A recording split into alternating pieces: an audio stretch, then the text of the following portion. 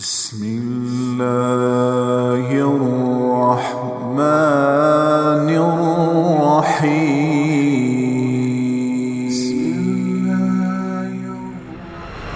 ایک آیت کا بڑا غلط مطلب لیا جاتا ہے، لِمَ تَقُولُونَ مَا لَا تَفْعَلُونَ۔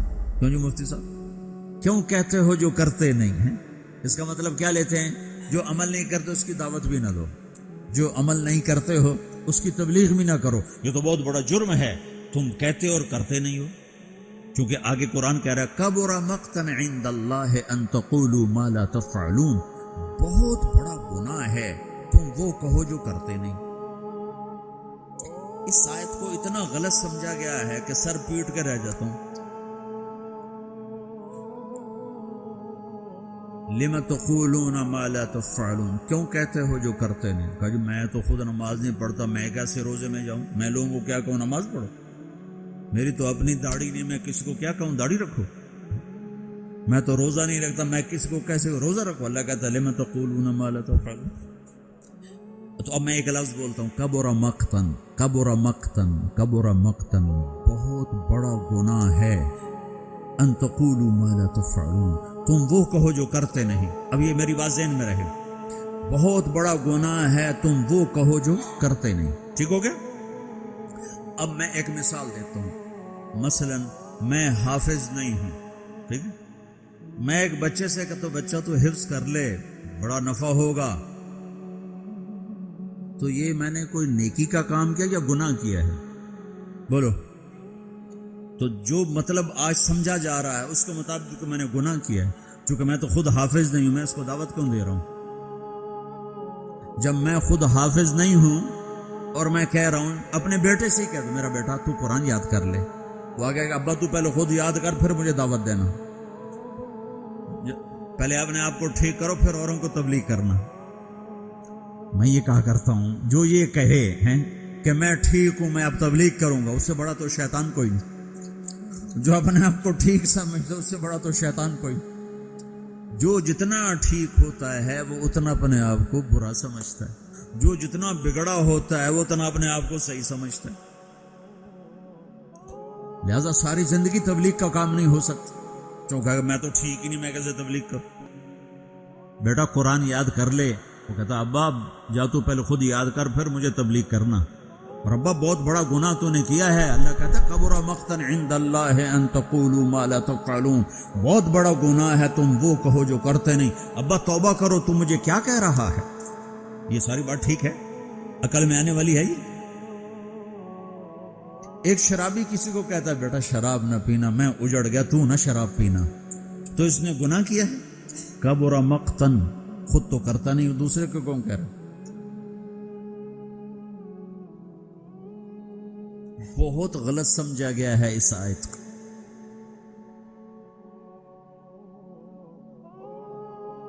مجھے جس نے 3 دن کے لیے وصول کیا تھا وہ آج بھی داڑھی مونڈتا ہے، تو میں اس کو کہتا کہ تو کم وقت پہلے اپنا آپ تو ٹھیک کر پھر مجھے تبلیغ کر، تو میں کتنے گھاٹے میں جاتا؟ میں اس کے کہنے پہ چلا گیا 3 دن کا۔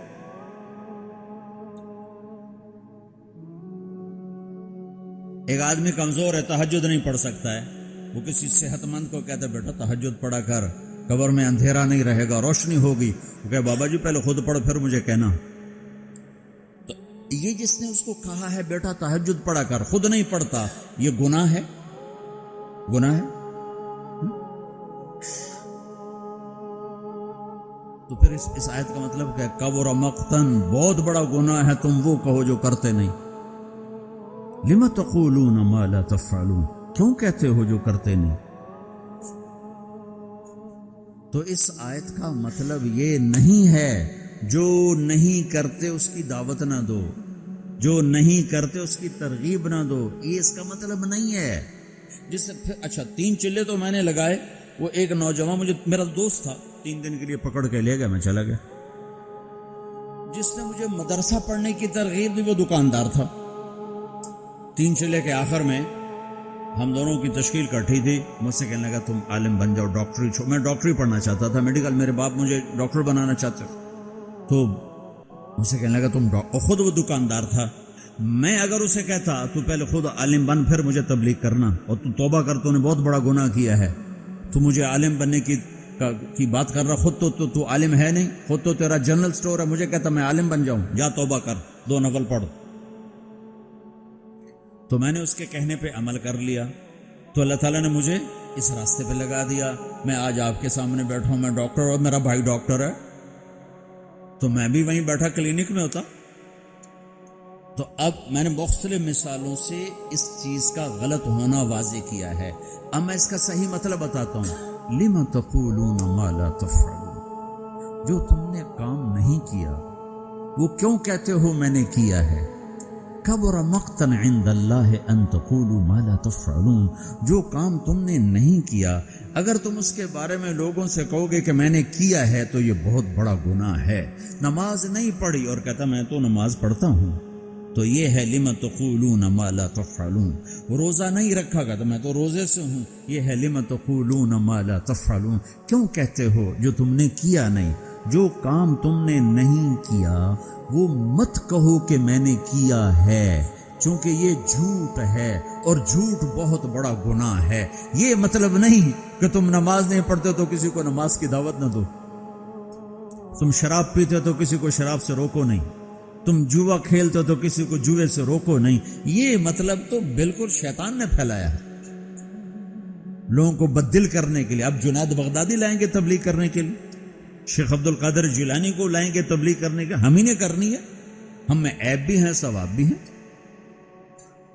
جب میرے ذمہ ایک کام لگ گیا ہے مجھے کرنا ہے، میں اچھا ہوں پھر بھی کرنا ہے، برا ہوں پھر بھی کرنا ہے۔ پہلی جماعت مولانا الیاس صاحب نے بھیجی، پہلی جماعت، جس جماعت کے بعد آج اتنے بڑے نقشے بنے ہوئے ہیں، پہلی جماعت گئی واپس آئی۔ ہاں بھائی سناؤ کیا کیا؟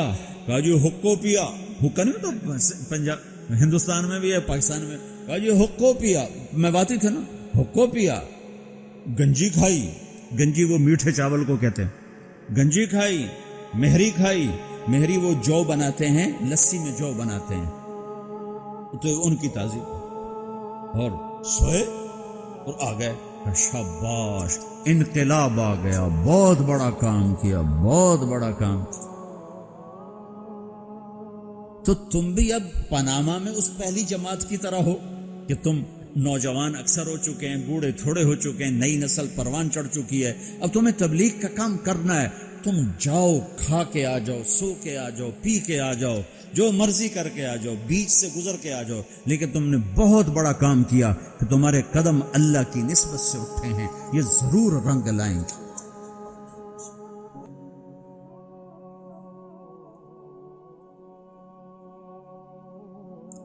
ہمارے ساتھ ایک بڑے تاجر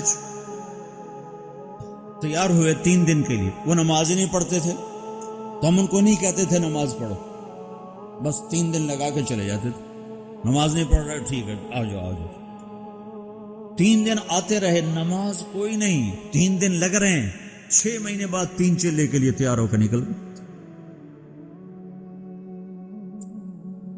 لِمَ تَقُولُونَ مَا لَا تَفْعَلُونَ، جو کام نہیں کیا اس کے بارے میں کیوں کہتے ہو میں نے کیا ہے؟ کبر مقتن عند اللہ، اللہ کی بارگاہ میں بہت بڑا گناہ ہے۔ ان تقولوا ما لا تفعلون، تم لوگوں سے وہ کہو جو تم نے نہیں کیا، چونکہ یہ جھوٹ ہے اور جھوٹ کبیرہ گناہ ہے۔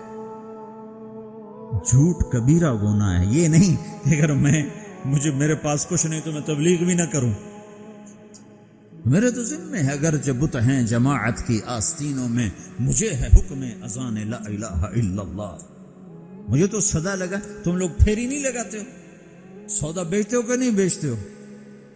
ارے بکتا ہے کہ نہیں بکتا؟ پھیری لگانے سے سودا بکتا ہے۔ تم لا الہ الا اللہ کی پھیری لگاؤ، تمہیں بڑے خریدار ملیں گے۔ تم نے پھیری لگانا ہی چھوڑ دیا ہے، صرف ڈالر بنانے کے چکر میں پڑ گئے ہو۔ یہ ہمارا کام ہے، یہ ہماری ذمہ داری ہے، تبلیغی جماعت نہیں۔ محمد مصطفیٰ صلی اللہ علیہ وسلم میدان عرفات میں کہہ رہے ہیں، نضر اللہ امرأ سمع مقالتی فوعاها ثم اداها كما سمعها فرب مبلغ اوعى من سامع. میں ندر آباد میں بتاؤں گا یا اللہ جو میرا امتی، جو تیرا بندہ میرا پیغام سنے پھر اسے محفوظ کرے، پھر آگے پہنچا دے، عمل کرے یا نہ کرے اس میں ہے ہی. ایک اور حدیث سا سناتا ہوں، من یاخذ عنی هؤلاء الکلمات فیعمل بہن او یعلم من یعمل بہن. یہ صحاح ستہ کی روایت ہے. آپ نے کہا کوئی ہے مجھ سے کچھ باتیں لے لے یا خود عمل کر لے، نہیں کر سکتا تو کسی عمل کرنے والے کو بتا دے.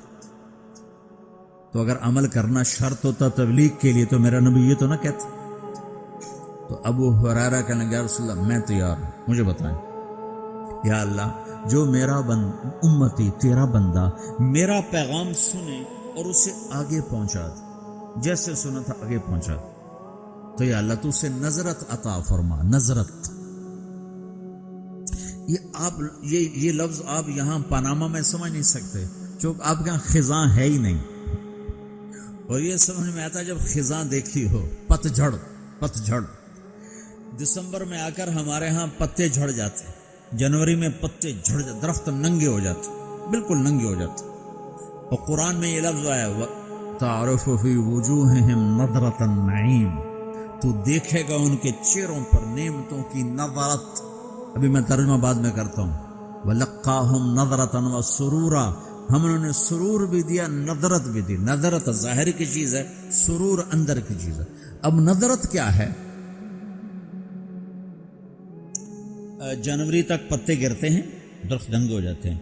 جب فروری کے پہلے ہفتے میں ذرا ٹھنڈک کم ہوتی ہے تو پھر شگوفے نکلتے ہیں اور پتے نکلتے ہیں. ان پتوں میں 3 چیزیں ہوتی ہیں. ایک بڑا خوبصورت سبز رنگ ہوتا ہے، دوسرا اس میں چمک ہوتی ہے، تیسرا وہ نرم و نازک ہوتا ہے.